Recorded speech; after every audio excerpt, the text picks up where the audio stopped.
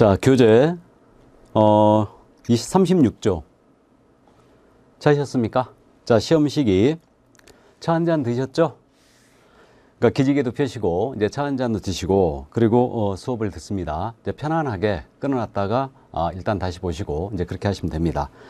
자, 그럼 시험 시기인데요. 이제 시험 제도에 대한 부분이에요. 그래서 우리 시험에서 솔직히 시험에 대한 부분은 잘 출제 안 합니다. 하지만 이제 가볍게 이제 우리가 자격 시험을 공부하고 있으니까 이해만 좀 해두시는데, 자, 시험의 시기예요. 매년 1회 이상 시행함이 원칙이에요. 매년 1회 이상 시행함이 원칙이다. 다만 부득이한 사정이 있잖아요. 그럼 당해년도 시험을 치르지 않을 수 있어요.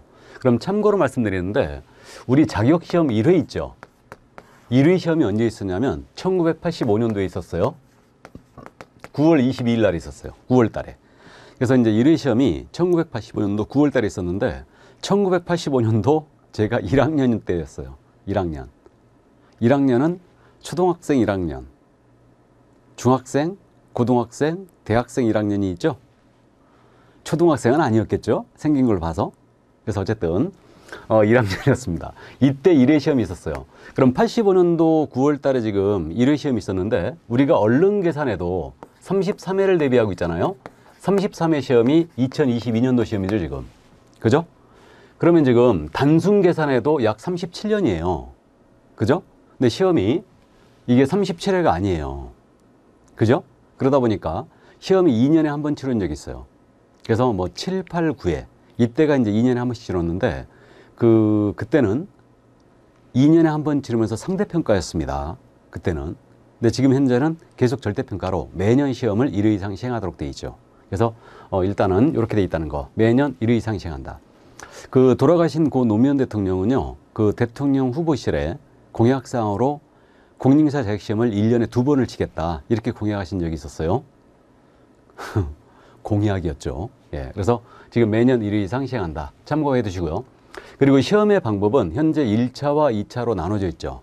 그래서 이제 과목을 말씀드렸듯이 1차 과목은 민법과 부동산학 개론, 그다음에 2차 과목은 우리 과목, 부동산 공법, 공시법, 세법, 이렇게 2차 과목으로 구성되어 있어요. 그러니까 구분 시행이 원칙이에요. 그러니까 구분 시행이 원칙이라는 게 뭔 얘기냐면, 시험을 다른 날에 1차, 2차를 다른 날에 본다는 얘기예요. 이게 구분 시행이라는 말이.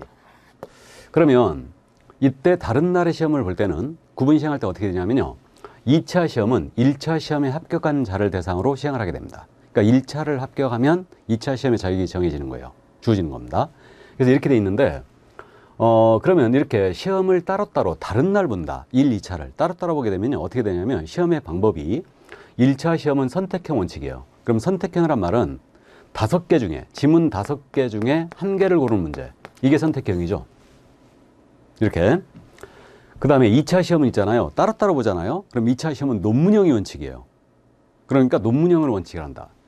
공인중개사 정책심의위원회를 논하라. 이런 식으로 문제를 낸다는 얘기예요. 논문형이 원칙입니다. 그러니까 다른 날에 보게 되면 논문형이 원칙이다, 2차는. 그럼 시험이 참 재밌어지겠죠? 이게. 이렇게 돼 있는데, 그런데 1차를, 시험을 1, 2차를 구분하되 동시에 시행할 수 있어요. 같은 날에 볼 수 있다는 얘기죠.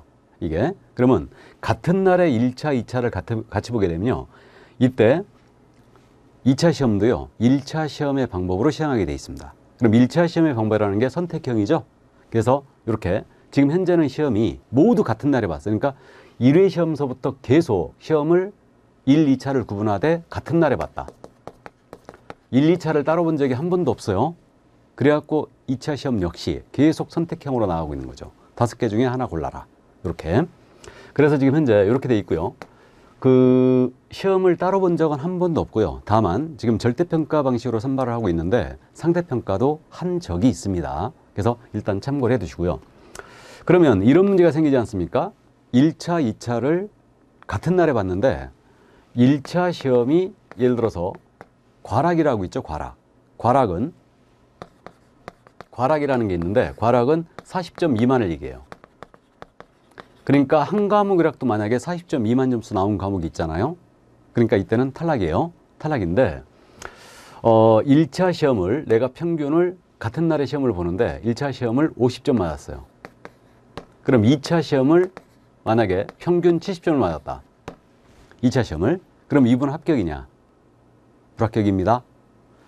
그러니까 같은 날의 시험을 봤을 때는 1차 시험에 불합격한 자의 2차 시험은 무효 처리한다 그랬어요.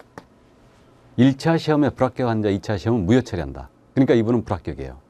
이때 2차에 남는 점수를 1차에 빌려주면 참 좋겠죠? 그죠?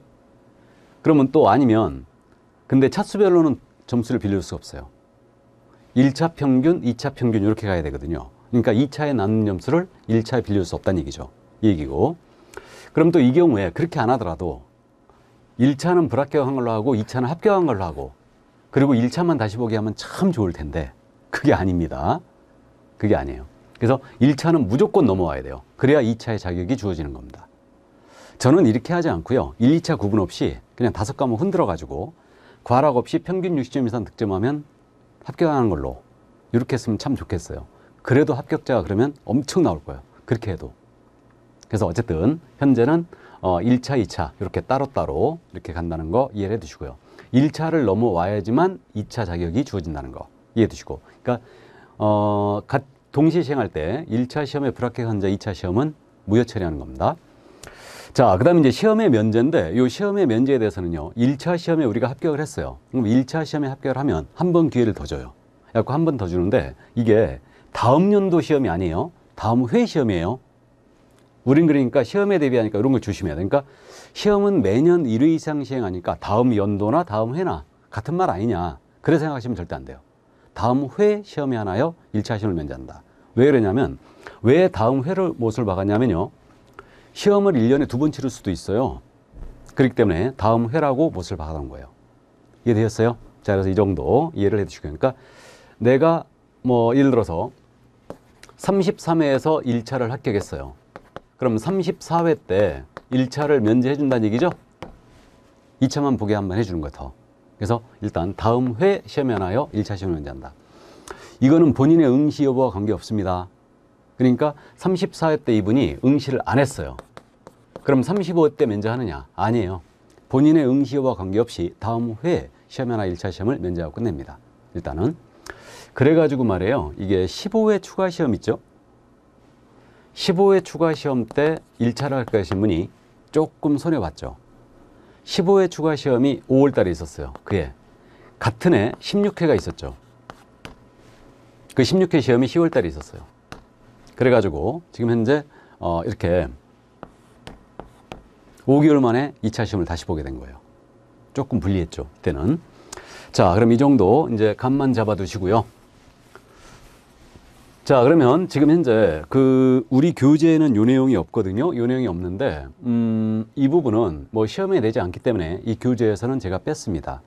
근데 기본서가 나중에 나오면 기본서에는 이 내용이 있어요. 그래서 참고를 해 두시는데 우리가 지금 현재 시험 공부를 시작을 하고 있으니까 제도는 알고 가야 되니까 합격자 결정을 좀만 더 들여다보죠. 합격자 결정에 대해서. 그 시험을 그래서 1차와 2차 같은 날에 지금 다 현재 보고 있다고 그랬고요. 1회에서부터 계속 이렇게 봤습니다. 그러면 지금 현재 시험을 언제 보고 있냐면요. 정해져 있어요. 그러니까 그 15회를 기점으로 해가지고 시험이 원래 9월 셋째 주 일요일 날 봤었죠. 근데 15회 시험 이후에는 시험을 지금 어떻게 치렀냐면 계속 10월 마지막 주 일요일 날 봐왔다가 요즘 일요일은 이제 쉬어야 되니까 토요일로 당겼죠. 그래갖고 10월 마지막 주 토요일 날 시험을 봐요. 그래갖고 그 시험이요. 오후 4시 20분에 끝나요.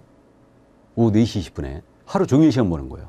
하루 종일. 그래갖고 9시까지 입시를 하고 오후 4시 20분에 이제 2차 시험까지 최종 끝납니다. 그래서 이렇게 끝나는데 그래서 마지막 주 토요일 날 시험을 본다. 그러면 지금 현재 요 1차 시험은 2과목이라고 그랬죠. 그래서 민법하고 부동산학 개론이 있죠. 이렇게 개론이 있는데 민법 40문제, 개론 40문제예요. 그래갖고 합쳐서 80문제죠.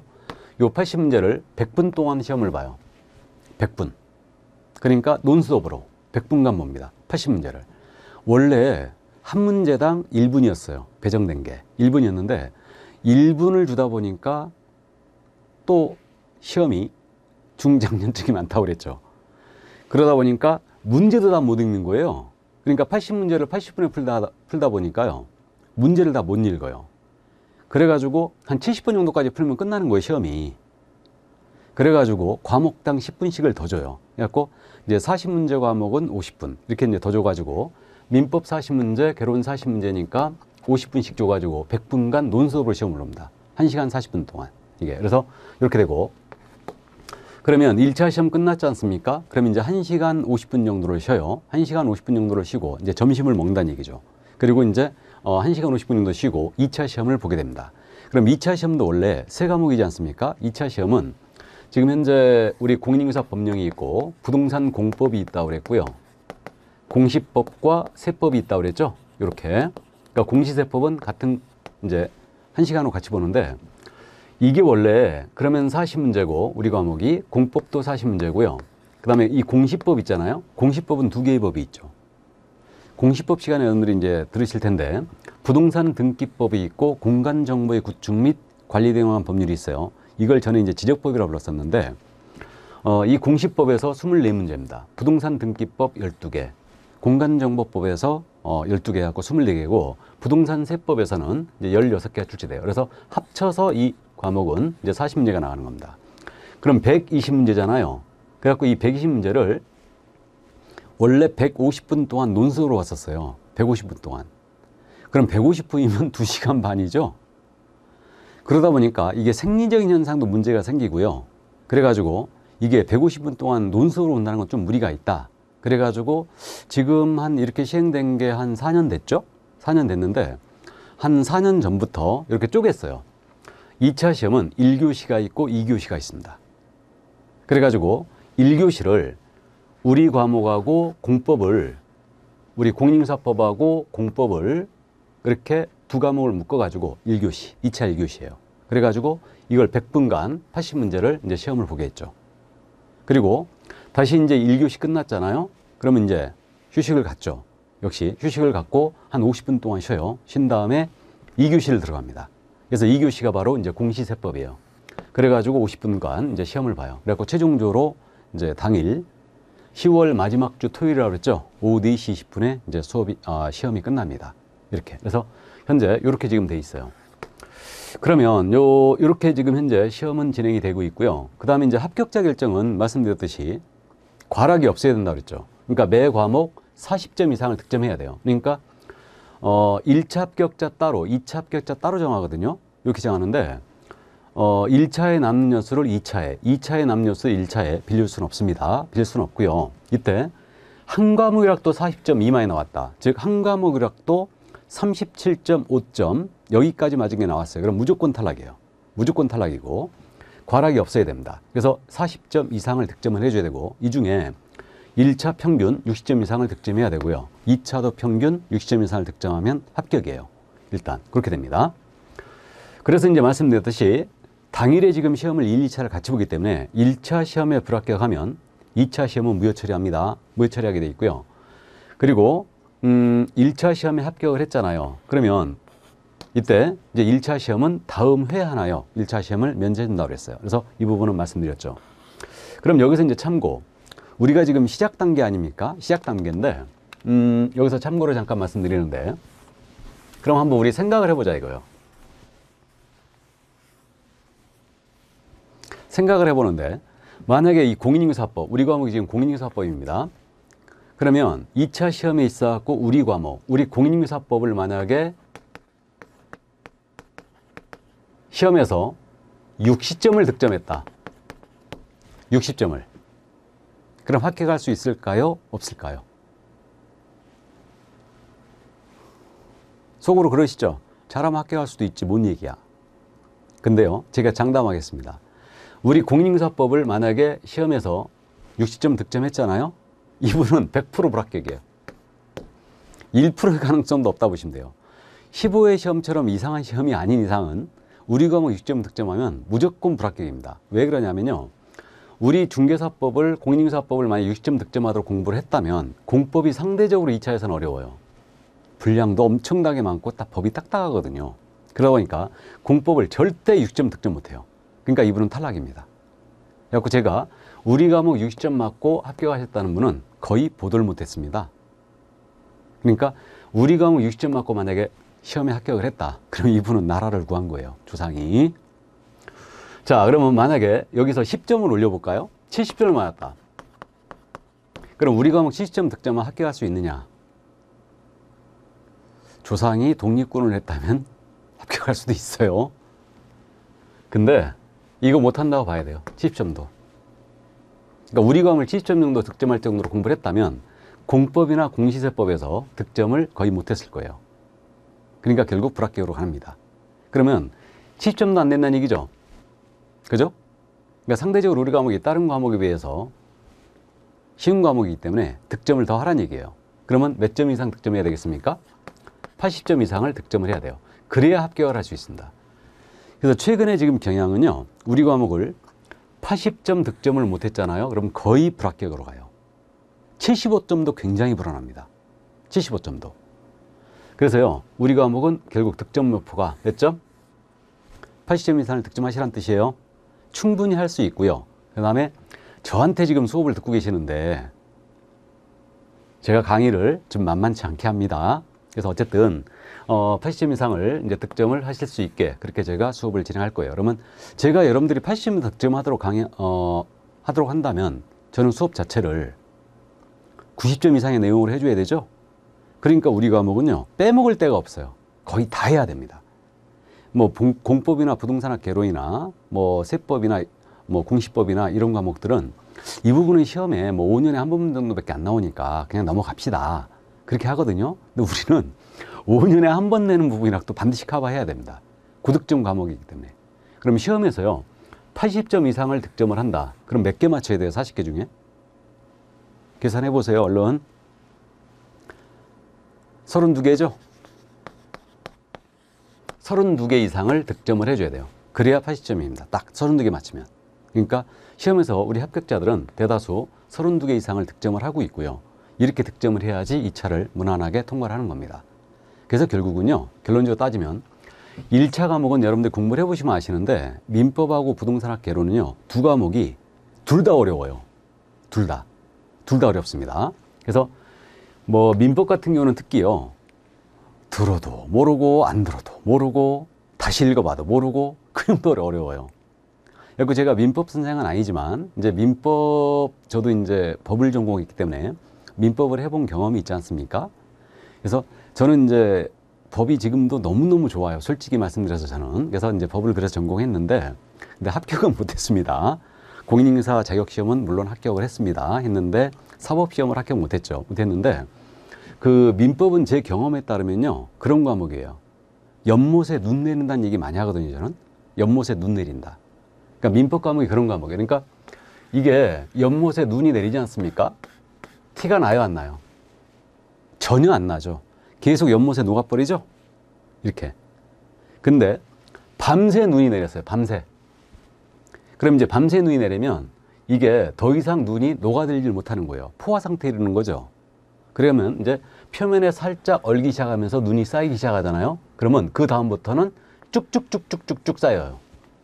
민법 과목이 이런 과목이에요. 그러다 보니까 민법 과목이 공부를 여러분들이 계속 시간을 투자해서 쏟아붓습니다. 그래도 티가 안 나요. 내가 아는지 모르는지 티가 안 납니다. 근데요, 계속 쏟아붓다 보면은 어느 날 갑자기 이제 표면이 쌓이기 시작해요. 그 다음부터는 실력이 쭉쭉쭉 상향됩니다. 그래서요, 1차 과목의 특징은 어떤 특징이냐면 여러분들이 지속적으로 투자하잖아요. 그럼 어느 날 갑자기 내가 실력이 여기가 있어요. 또 지속적으로 또 투자했어요. 투자하다 보면 어느 날 갑자기 또 내가 실력이 여기 올라가 있습니다. 그러니까 결국은 1차 과목은 계단식으로 이렇게 실력이 쑥쑥쑥 올라가고 있다는 거예요. 그러니까 이 과정에서 여러분들이 얼마나 스트레스 받겠습니까? 내가 제대로 아는지 모르는지도 모른다니까요. 이게 1차 과목이 그래요. 소양 교양 과목이라고 하는데 사실 근데 1차 과목이 그만큼 어렵다는 말씀을 드리고 있는 겁니다.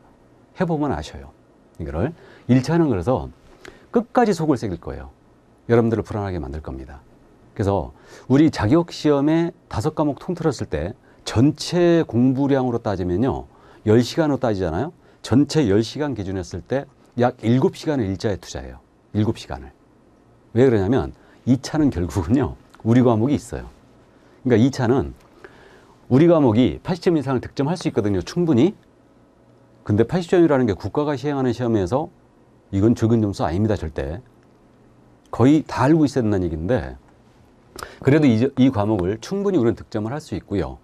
이 과목을. 그래서 2차는 지금 현재 우리 과목이 버티고 있으니까 1차만 넘어오면 2차는 아무 문제가 없다. 그래서 제가 이제 항상 자신 있게 말씀드린 거예요. 1차만 넘어오라 이거죠. 그럼 2차는 제가 책임진다. 그런 거예요. 그러니까 우리 과목에서 득점을 이제 하시게 되는 겁니다. 그래서 어쨌든 그러면 이제 2차 과목은 어떻게 되냐면 2차 과목은 이제 하는 순간서부터 암기 과목이기 때문에 실력이 쭉쭉쭉쭉 올라갑니다. 2차 과목은. 그래서 1차와 2차의 특징이 공부의 특징이 이런 특징이 있어요. 그래서 1차에 지속적으로 투자를 해 주셔야 돼요. 그래서요. 오늘 지금 현재 우리가 이제 강의를 출발하고 있으니까 제가 당부컨대 제 과목은요. 사실 시험 공부라는 게 수업을 듣고 바로 복습을 하는 게 제일 좋습니다. 그게 기억이 제일 오래 가요. 근데 제 과목은 복습하라는 말씀도 잘 안 드려요. 그냥 수업만 따라오셔라. 이렇게 말씀드리고요. 그 시간에 내 과목 공인중개사법을 복습할 시간이 있다면 그 시간에 민법을 한 번이라도 더 보셔야 돼요. 그 정도로 민법이 어려운 과목이고 시간을 요하는 과목입니다. 근데 2차 과목은 수업을 쫙 듣다가 어차피 이제 암기 과목이기 때문에 수업을 들으면서 암기할 것들을 암기하고 그러면서 이해를 하고 그러면서 한꺼번에 나중에 쫙 정리해 나가면 돼요. 그 시기가 언제까지냐면 내년도 한 5월 달까지. 그러니까 늦어도 6월 달까지. 이때까지는 1차를 감을 잡으셔야 돼요. 상당히 많은 시간이죠. 그만큼 1차의 비중이 요즘 시험이 1차가 어려워지고 있다는 거죠. 명심하세요. 그러니까 나중에 이제 공부 어느 정도 일순환하고 그러니까 기초가 지나고 기본 이론 끝나고 이 정도 되면 여러분들이 감을 잡아요. 이게 무슨 얘기인지. 그러니까 일단은 제 과목은 수업을 들으시면서 그냥 아 그렇구나 하고 따라오시면 돼. 그리고 이제 수업이 진행되면서 순환이 되시면서 옛날에 내가 이랬는데 여러 가지 의문점이 생기거든요. 그때마다 여러분들이 너무 고민하지 말고요. 다음 순환을 돌면 그 부분이 자연적으로 또 해소되고 그래요. 그래도 이제 모르겠으면 이제 게시판에다가 질문 올리시면 되죠. 그래갖고 이게 내가 잘 이해가 안 가는데 이게 뭔지 한번 얘기 좀 해달라. 이렇게 질문 올리시면 제가 답변을 해드릴 거예요. 그래서 되도록이면 자제하시고 그냥 그렇구나 하고 그냥 넘어가시는 게 지금은 좋다는 얘기죠. 무슨 뜻인지 아시죠? 이렇게 하시고 그래서 있잖아요. 우리 과목은 80점 이상 득점을 이제 해줘야 되고요. 그래서 이제 시험에서 말이에요. 이제 합격자 라인을 보면 이제 이렇게 돼요. 이게 60점이잖아요. 그러면 이 점수대에 가장 많이 걸려 있어요. 그러니까 가장 효율적으로 공부를 하고 있다는 거죠. 그러니까 한두 문제 차이로 합격을 하거나 한두 문제 차이로 불합격하거나 이렇게 됩니다. 그러니까 대다수 불합격생 물어보면요. 2문제 차이로 불합격했다, 3문제 차이로 불합격했다 이 말이 제일 많아요. 그러니까 이 점수대가 가장 많이 걸려 있고요. 이게 우리가 지금 뭐 1차 과목을 평균 90점을 맞고 합격을 했다. 2차 과목을 평균 90점을 맞고 합격했다. 이럴 필요 없잖아 이거. 우로 가든 좌로 가든 평균 60점만 넘기면 되는 겁니다. 그걸 이해하시고 그러니까 적당한 선에서 이제 타협을 하고 적당한 선에서 기억을 하고 적당한 선에서 문제를 맞추고 이제 합격을 하는 겁니다. 근데 이제 시험에 대비하는 거라 여러분들이 되도록이면 이제 많은 것을 다 하고 싶어 하는데 사실은 그럴 필요 없어요. 그럴 필요 없고 문제는 이제 1차를 넘어오면 2차 과목에서는 우리 공인사법에서 득점을 하면서 이제 합격을 할 수 있으니까 그렇게 이해를 하시고 지금 여러분들이 공부를 시작하면서 의욕적으로 내가 이제 복습도 하고 막 그러거든요. 근데 지금 우리는 장거리를 시작했어요. 지금 마라톤을 사실 시작한 겁니다. 장거리 시작했기 때문에 지금은 서서히 이제 하자는 대로만 따라가시고 제 과목은 그렇구나 하면서 그냥 따라만 오시기 바랍니다. 아셨죠? 너무 스트레스 받지 말라는 얘기예요. 미리부터. 자, 그러면 이제 그 정도 이해만 해주시고요. 그러면 이 부분은 이제 교재에 현재 없는 내용이었지만 일단은 나중에 기본서가 나오면 이 내용이 있을 거고요. 그래서 이 정도 참고만 일단 해두시기 바랍니다. 자, 그러면 내려갑니다. 출제위원인데요. 이 출제위원은 시험 문제를 출제하고 검토하고 선정하고 채점을 담당할 자로 되어 있죠. 출제위원의 개념이 왜 이렇게 되어 있냐면요. 지금 현재 문제은행식이에요. 문제 출제 방식이 문제은행식으로 나갑니다. 근데 문제은행식이란 말이 이게 무슨 말이냐면요. 예를 들어서 공인중개사법이다. 그럼 우리 과목 출제위원들을 조용히 위촉을 해요. 출제해달라. 그래갖고 예를 들어서 A, B, C가 위촉이 됐다. 출제위원으로. 그래갖고 문제를 40문제씩 내달라 이렇게 하는 경우도 있고 뭐 B한테는 30문제만 내달라 이런 식으로 지금 위촉을 해요. 그러면 문제가 쭉 나오지 않습니까? 나오면 다른 선별위원이 있어요. 그래갖고 D라는 요 선별위원이 출제위원이 요 예를 들어서 여기 40문제, 여기 30문제, 여기 20문제를 냈다. 그럼 토탈 90문제 아닙니까? 그럼 90문제 중에서 이 위원이 40문제를 골라내요. 이렇게. 그래갖고 요 40문제가 나왔지 않습니까? 그럼 이 문제가 최종적으로 이제 우리가 보는 시험이 되거든요. 보는데 지금 현재 문제 오류를 줄이기 위해서 이거를 모의 테스트를 해요. 이 40문제 가지고. 그러니까 난이도라든가 이런 걸 조정하기 위해서 모의 테스트를 하는데 그러면 모의 테스트를 하기 위해서는 모의 테스트 참가자들이 있어야 되겠죠. 그러면 우리가 볼 시험을 미리 누군가가 먼저 본다는 얘기죠. 미리 먼저 본다는 얘기인데 그럼 누가 가장 적정하겠어요? 모의 테스트 참가자로는 전년도 합격생. 그러니까 여러분들이 이제 현재 33회를 대비하고 있으니까 32회 합격생 중에 성적 우수자들 이런 분들을 산업인력공단이 조용히 차출해요. 한 30명 정도 차출하죠. 차출을 해가지고 모의 테스트를 합니다. 그래갖고 최종적으로 이제 시험 보기 9일 전에 이제 집합을 시켜가지고 그 모의 테스트를 쭉 한 다음에 잘못된 문제, 난이도 이거 다 조정합니다. 그래가지고 이제 최종적으로 문제가 나가는 거예요. 그래서 출제위원이요 문제를 출제하고 선정하고 검토하고 채점을 담당할 자 이렇게 돼 있는 거예요. 이해되었죠? 저는 출제위원으로 갈 수 있나요, 없나요? 제가 출제위원으로 들어갈 수 있다면 굉장히 좋겠죠. 여러분들이. 그러니까 저는 이렇게 학원 강의 경력이 있다. 그러면 출제위원으로 갈 수가 없습니다. 시험의 공정성에 문제가 생기는 거죠. 그죠? 그렇기 때문에 이렇게 이제 대학 교수진 이런 분들이 주로 이제 조용히 위촉이 됩니다. 그러면 이 출제위원은 시험 문제 유출 등을 하면 안 되겠죠. 그럼 출제위원 시험 문제 유출 등으로 시험의 신뢰도를 심히 저하시켰다. 그럼 어떻게 되느냐? 이분은 5년간 위촉 금지예요. 물론 형법상 위기에 의한 공무집행 방해죄로 처벌됨과 동시에 우리 법상으로는 5년간 위원으로 위촉을 금지하게 돼 있어요. 그래서 5년간 이분은 위촉 금지입니다. 자, 그럼 그 정도 이해를 해 두시고요. 이제 시험 공고로 내려가 볼까요? 지금 현재 교재 37쪽이죠. 그럼 시험 공고. 지금 현재 시험 공고는요. 2번 나옵니다. 2번 나오는데 하나는 계략상 공고라고 그래요. 그럼 계략상 공고에서는 시험의 일시, 시험의 방법 요것을 공고하죠. 근데 이미 우리 이거 알고 있어요. 시험의 일시는 10월 마지막 주 토요일 날. 그래서 이렇게 되고 33일도 이렇게 되고요. 그 다음에 시험의 방법은 1, 2차를 동시에 시행하는 걸로. 이렇게. 그래서 이 연말이 되지 않습니까? 연말이 되면요. 대강의 윤곽이 잡혀요. 33회 시험에 대해서. 왜 그러냐면 국토교통부에서 대통령께 내년도 사업계획을 보고하거든요. 보고할 때 공인인사 자격시험 언제 보겠다. 이게 보고돼요. 그래가지고 시험의 계략상 공고는 일단은 우리 법상으로는 2월 말일까지 하게 됐어요. 매년. 그러니까 내년도 2월 말일까지는 이제 우리 계약상 공고가 되는데 그 전에 우리가 미리 알아요. 그래서 일단은 시험의 일시와 방법을 계략상 공고를 하게 돼 있고요. 이걸 산업인력공단은 계략상 공고를 예정 공고라고 불러요.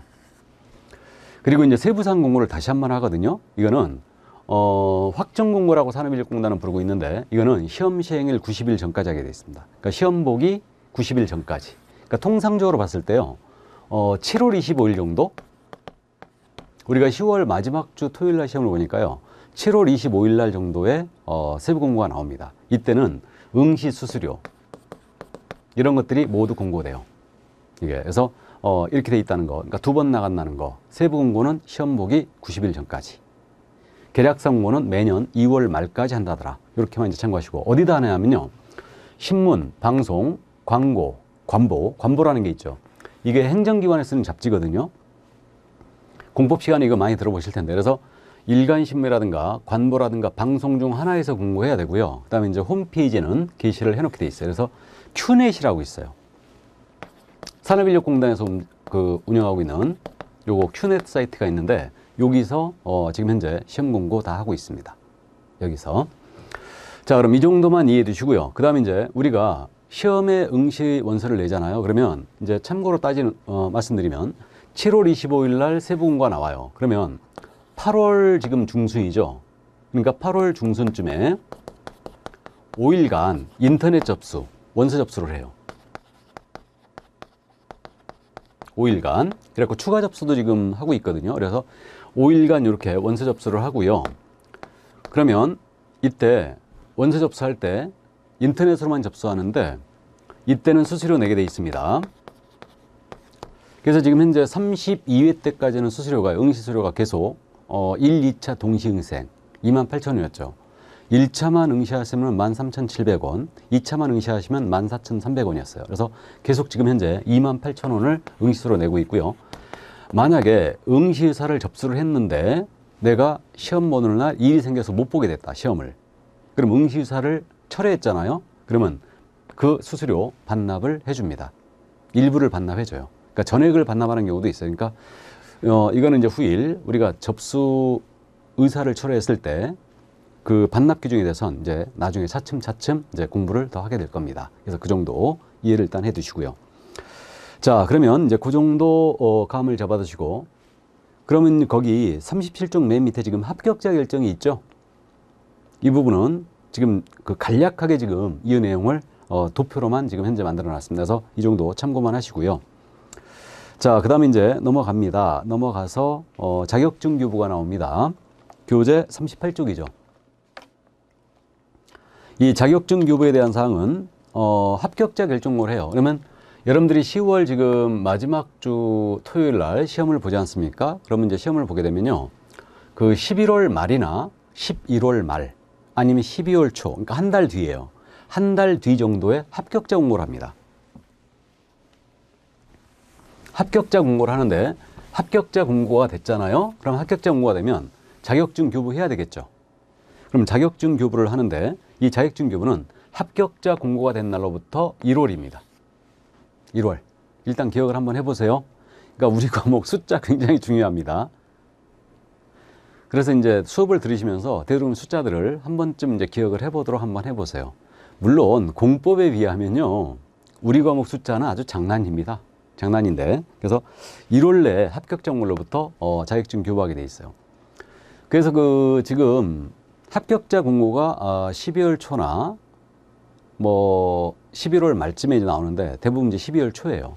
그래서 12월 1일이나 뭐 2일쯤 이쯤 나오는데, 그럼 이제 한 달 내 자격증 주게 돼 있거든요. 그러면 예를 들어서 내가 주민녹지가 서울특별시에 있다. 그러면 서울특별시청 찾아가야 되죠. 글로 가 자격증을 찾아가면 돼요. 그런데 서울시도 넓고 각 시도가 넓지 않습니까? 지역이 넓다 보니까 이걸 갖다 요즘 각 시도가 어떻게 하고 있냐면요, 그 주민녹지 시군구로 뿌려줘요, 자격증을. 그러니까 예를 들어서 내가 서울시 종로구에다가 주민녹지를 주고 있어요. 주소가 일로 되어 있습니다. 그럼 내가 합격을 했어요. 그럼 합격을 하게 되면요, 서울시청 가갖고 직접 찾아갈 수도 있거든요, 자격증을. 직접 찾아갈 수 있는데 한 일주일 아니면 10일 정도, 이 정도가 지나면요, 그러니까 12월 중순쯤 되겠죠. 12월 중순쯤 되면요, 내 구청, 종로구청 가갖고 찾아갈 수도 있어요. 이때쯤 되면 각 구로 뿌려줘요. 각 시도가 그렇게 하고 있습니다.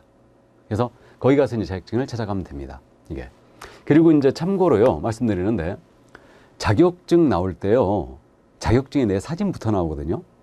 사진부터 나오는데 그 자격증에 그 사진, 무슨 사진이냐면요, 내가 응시원서를 낼 때 사진 냅니다. 그 사진이 자격증에 붙어 나와요. 그러니까 응시원서 내실 때 사진 이쁘게 찍어내야 됩니다. 너무 뽀샵하면 안 되고. 그래서 그 사진이 내 자격증에 붙어 나와요. 물론 그 사진이 마음에 안 들면 자격증 받을 때 사진 한 장 갖고 와갖고 이걸로 바꿔달라 할 수도 있어요. 그래서 어쨌든 자격증은 이렇게 지금 현재 교부를 하고 있습니다. 그러니까 내 주민녹지 관할 시청 또는 이제 12월 중순쯤이면 구청에 와 있을 거다. 그렇게 이제 참고하시고요. 그러니까 1월 내에 주게 돼 있습니다. 1월 내에. 물론 이때 1월 내에 안 찾아가도요, 이 자격증 그야말로 날아가는 거 아닙니다. 기록에 남아있기 때문에 언제든지 찾아가면 돼요. 언제든지.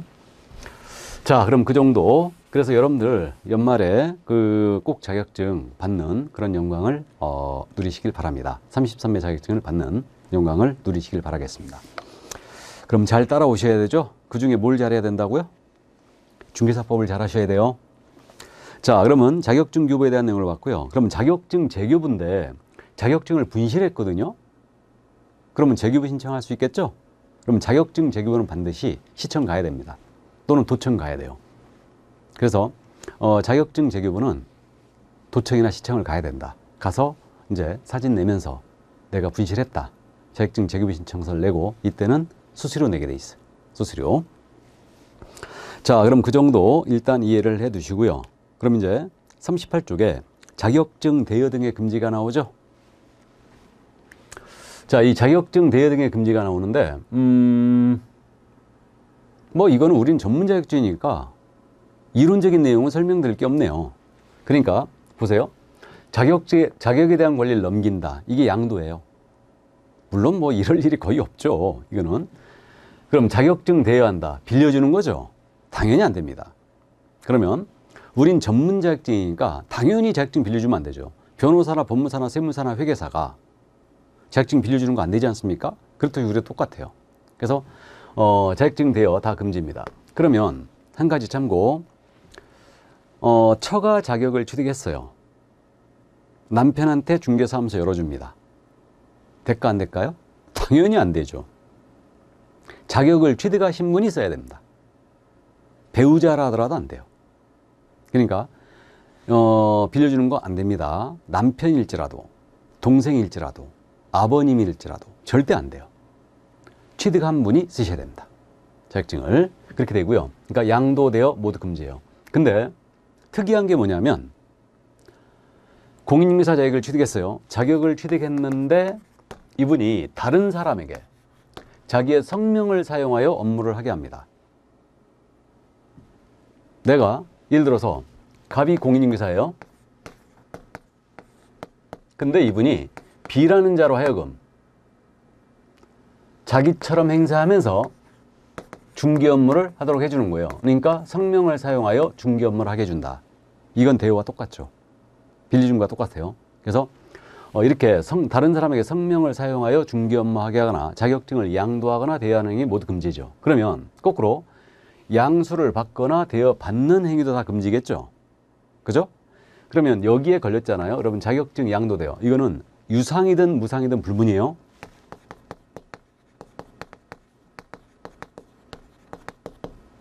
유상이든 무상이든 따지 않는다. 그러면 그래서 만약에 무상으로 빌려도 이건 대여가 분명히 맞습니다. 이렇게 되는데 여기에 걸리게 되면 이 자격을 취소합니다.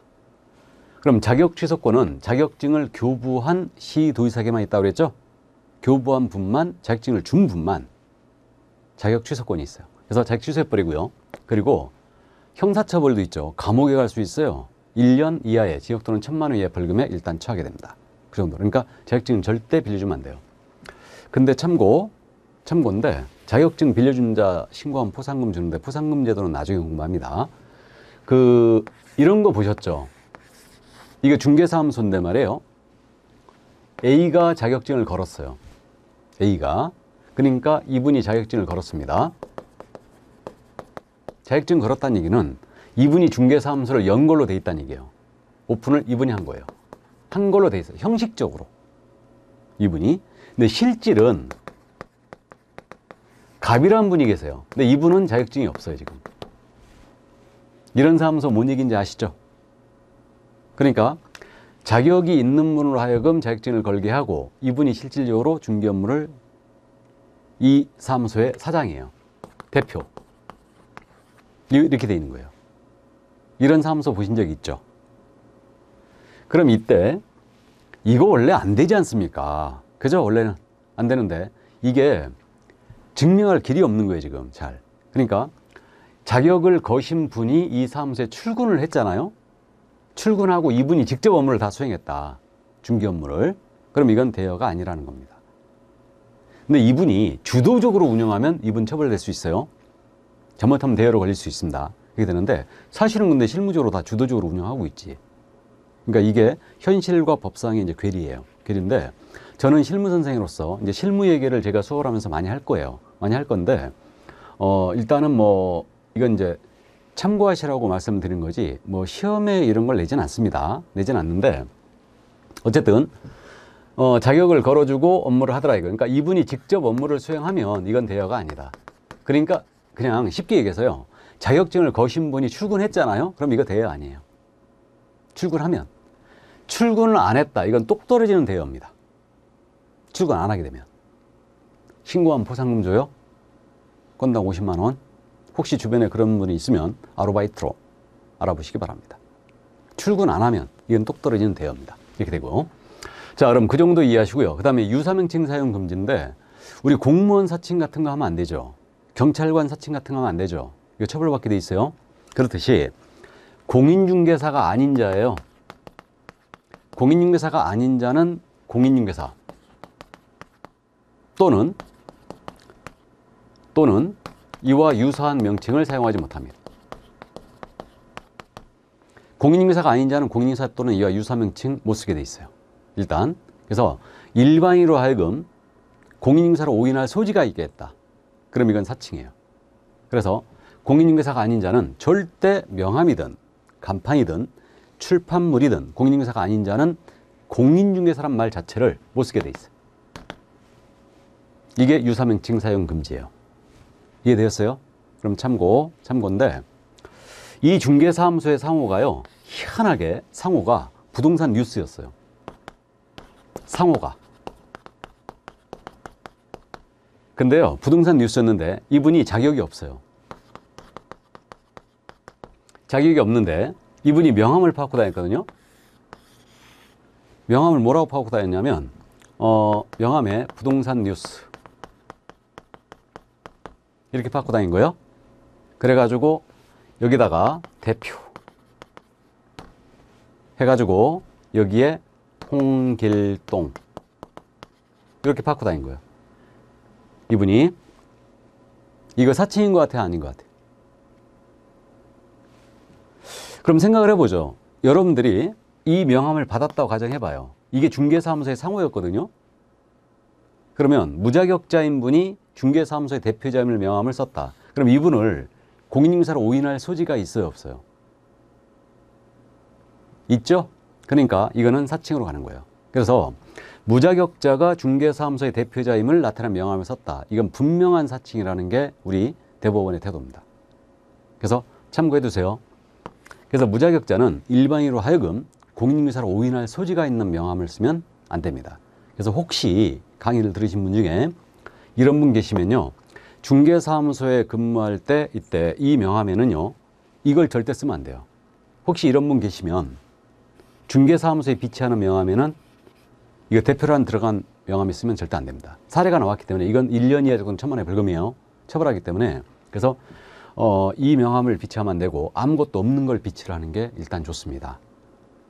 무슨 뜻인지 아시죠? 그리고 지인들한테 명함을 주셔야 되기 때문에 대표 명함을 줘야 되기 때문에 그런 명함들은 되도록이면 이제 다른 곳에 비치를 하시기 바랍니다. 자동차가 제일 좋겠죠? 일단.